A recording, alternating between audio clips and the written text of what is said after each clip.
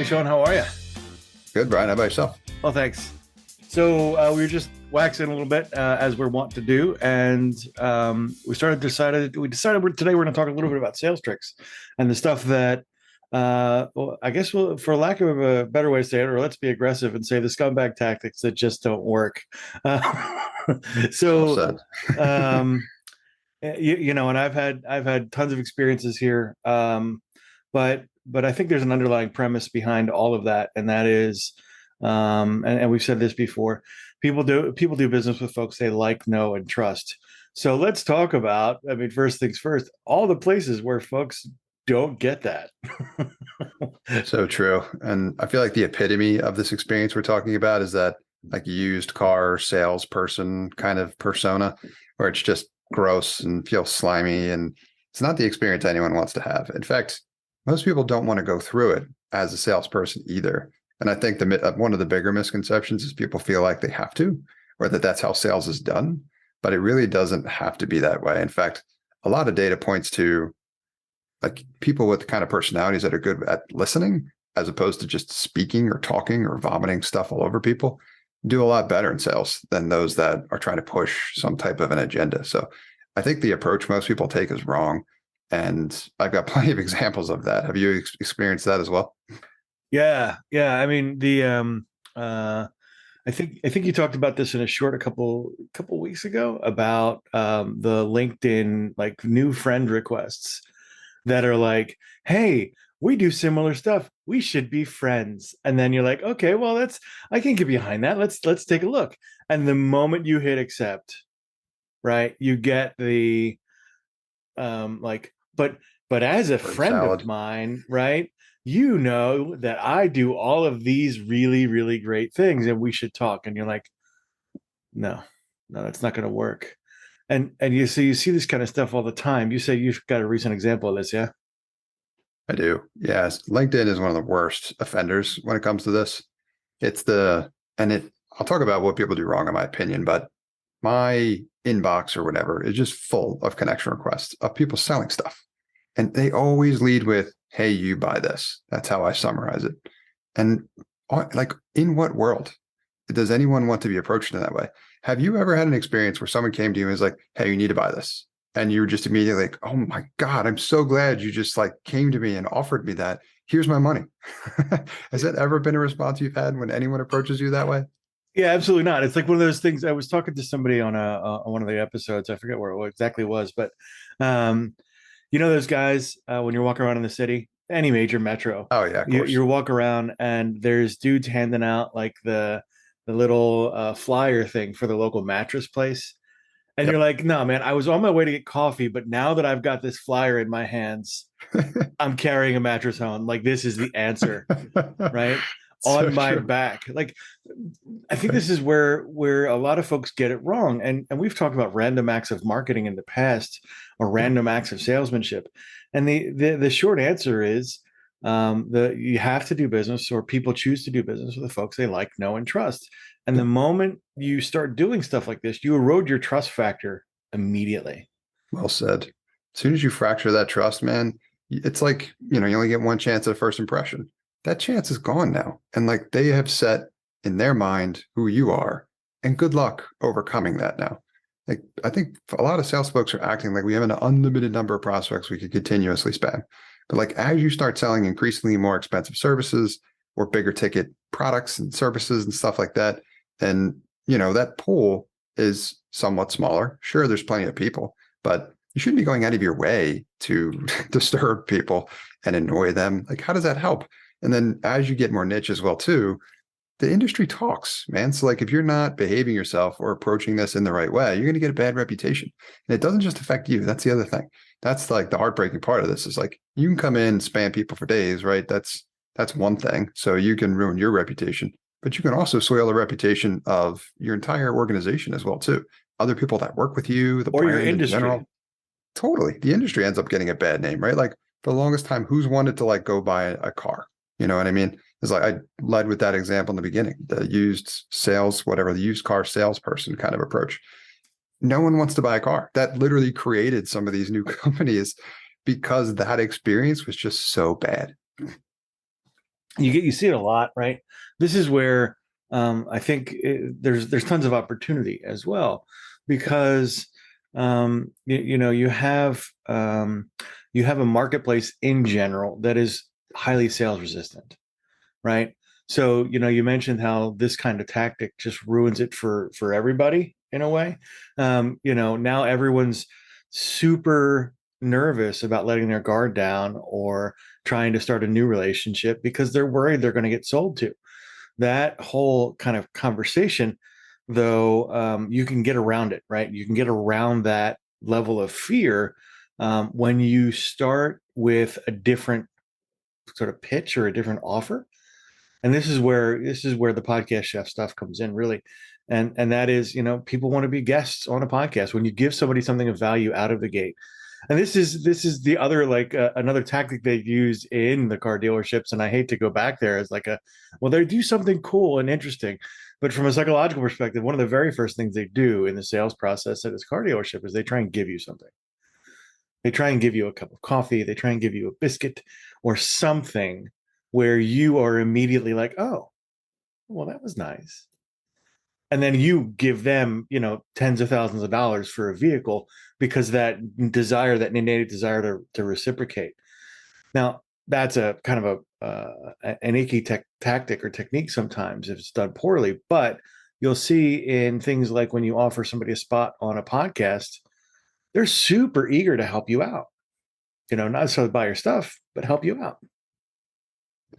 I remember a story being told of, a few years ago with Teslas. They were trying to innovate in the dealership space, and how the representatives for their brand at the actual retail locations, the so-called dealerships, how they were responding to people that came in versus how a typical car dealership would respond. And instead of immediately trying to push, what it is that they wanted to sell in that given moment to whoever walked in the doors, the response was along the lines of, what brings you in today? How can I help? Are you just browsing or whatever? Just like, I'm here to help. If you need my help, great. If you don't, have fun. Like, enjoy the cars, experience it, whatever. Just like immediately lowers the pressure for everyone involved, because people, again, like that example has been beat to death for sure, but it's still got a long way to go and it's still a mess. I've been involved with that, in recent years as well too. It hasn't gotten any better. So kudos to companies that are trying to improve there. But I think the key takeaway is essentially what you're saying, in that, as opposed to leading with like that, I called the hey, you buy this, like go right into the sale or just pitch someone randomly, like, which again, crazy low success odds there. I don't know why anyone invests in that. It never made any sense to me. Offer them something of value, right? The hook that we found that works ridiculously well is to be a guest on your podcast.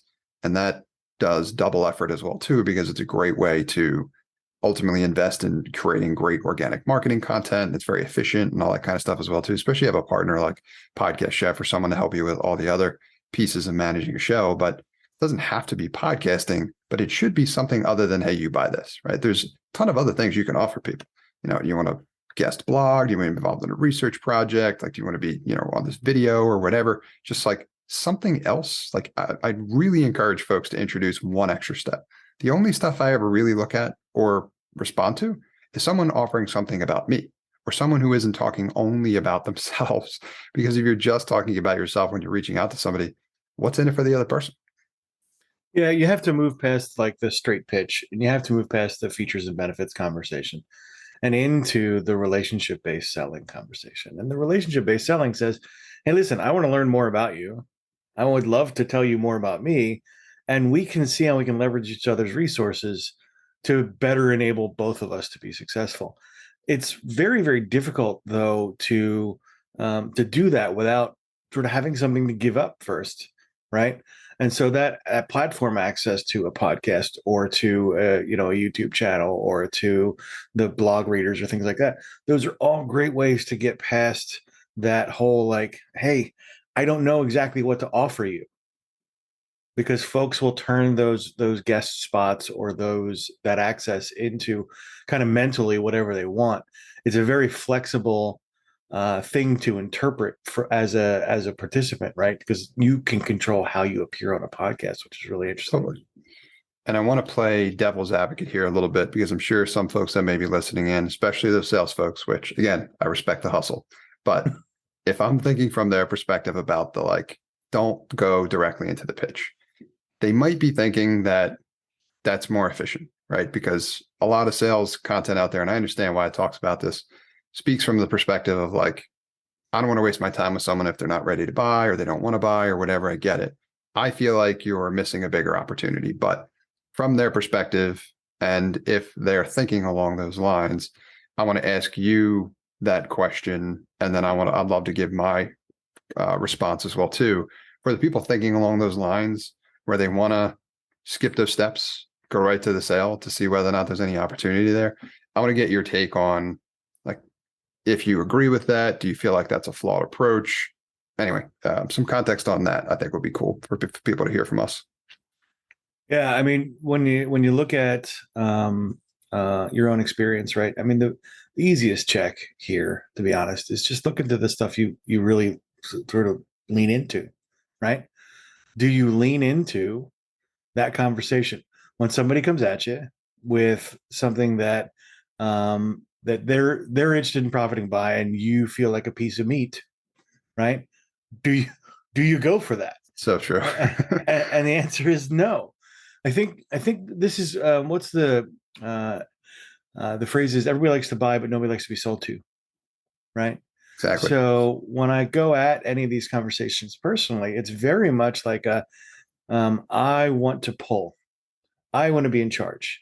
I want to feel like the problem that I'm surfacing with you is something that you've got experience learning how to solve, or you've solved it for other people, or things like that. And I want my questions answered first. And that means you have to move as a sales professional, you have to move past the features and benefits conversation, right? They tell you in Marketing 101, it's all features and benefits. And frankly, features and benefits are the last thing that's important. If you're talking about features and benefits, you're talking about the wrong sort of part of the horse. What you really need to talk about, and this is the old story of Ford. Ford started really taking off when they stopped selling cars and started selling freedom, right? Same thing's true, but I'm sure you've got other examples of this, because in the product space, I think, which is where your background is, there's a lot of examples of this. When you start selling the right thing, it changes completely. Yeah, that's a really good perspective as well too, is like understanding what you're really selling, because then you're leading with something more interesting than just buy this thing or this widget or whatever, which I don't think that largely ever works. My take or response to my own kind of devil's advocate question would be, and I know that not everyone's abusing this, but there's still way too many are. I don't think there's a place for it. I really don't think it has any value for anyone. And here's why, right? There's a difference between the type of product or service you might be selling. I'll group them into two categories: high touch and low touch, as in it may be more complicated, requiring extra touch points and steps and whatnot in order to build the momentum to get everything going, or it may not. I'll give you an example, like from the tech world, right? Product sales.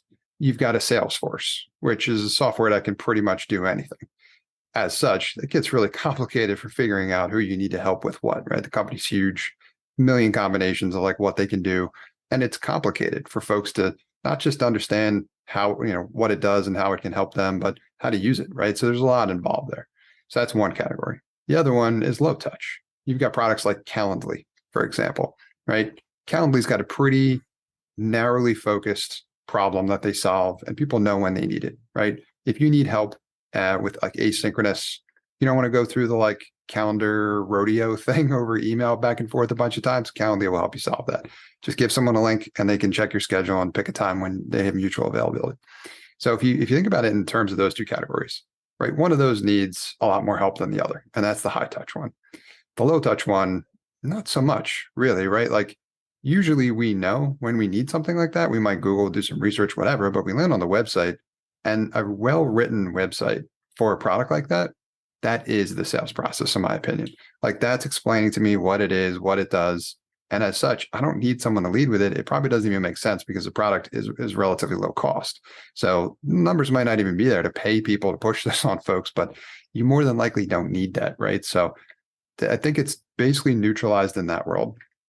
But in the high touch piece, because longer sales cycles and, we need to build, and it's complicated extra steps and whatnot, you really need to start by building a relationship first. And if you lead with the high pressure, hey, you buy this kind of thing, you're just scaring people off. So as such, if, that's my world. And in my world, I don't really see where these tactics fit in. So if you're doing them, I'd encourage you to stop because I don't think they apply to either. So I think you're right. I want to go back to something you said, and I think it's really kind of fundamental to the relationship selling kind of idea, and that is even on the low touch product sales, or even on the stuff that's maybe a little bit kind of, we'll say easier, because I don't know if there's such a thing, but easier sales process. Um, One of the things that's really important, and we run into this a lot, is the the customers that buy are the ones that feel like you understand their struggle, right? Definitely. And that happens even in the low tech stuff, even in the low touch sales, even in the product led growth stuff. Yep. The every bit of marketing about that is Calendly, for example, the one you use, like they know the pain. They know what the pain is. Totally. The rodeo is the pain. And the better you can communicate that pain to the person you're talking to that has a problem, the more they feel like you understand what's going on in their world. And that understanding in and of itself is worth 90% of the sale. Yep. Once they know you know me, your job as a salesperson is mostly done. Well, there's still Totally. mechanics, there's still quibbling stuff to do, but I think that me part of the conversation also leans back to how we're doing a lot of what we're doing right now here at Podcast Chef, or at a lot of the kind of the lead gen / marketing companies out there, is they understand that me truth starts with things like one-way media. Sometimes it starts with folks consuming podcasts or consuming YouTube shorts or consuming this type of content. You can start that relationship building process right Yep. away.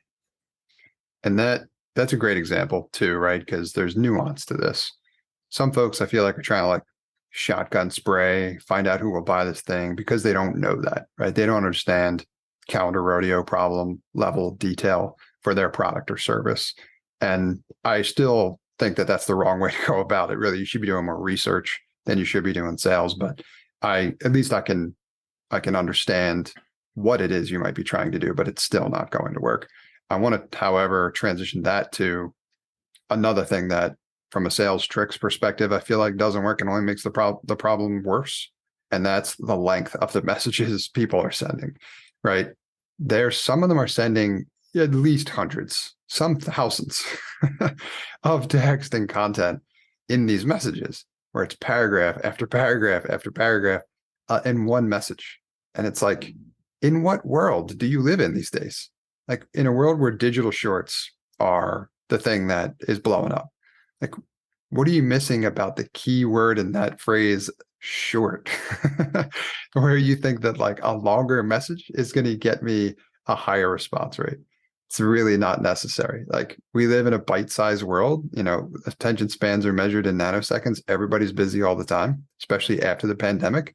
So for the love of everything, condense it, man. Like, shorten it up, keep it short and sweet, saves you time, saves them time, get right to the point, right? Like, if you are going to lead with something other than, a powerful hook, like be a guest on my podcast, at least keep it short and maybe make it a question. Just don't talk about yourself, right? What you talked about is the only way I would consider doing it. And that's, do you have this problem? That's all I would need to ask in my message. So I'm like, do you have the calendar rodeo problem? Question mark. That's it. There's nothing else you really need to say. Anything else beyond that is just going to be about you and is only going to frustrate or lower your chances of getting a possible response. Yeah, and so to play devil's advocate there, and I think you're right. I mean, in general, we need to go shorter in general for everybody's kind of use. Nowadays, it's just hard to compete. But I understand the thinking, the design thinking behind like long form copy, right? And it speaks directly to what I just said moments ago, which is that emotional resonance, that like, I get you, I understand your problem, or I was you, and this is the story of how I used to be, right? That kind of stuff plays really well in that sort of one directional. But what I think happens is, in those long form sales copies, for example, you really have a hard time building lifetime value with a client there. You may get a single transaction with that resonance. Hmm.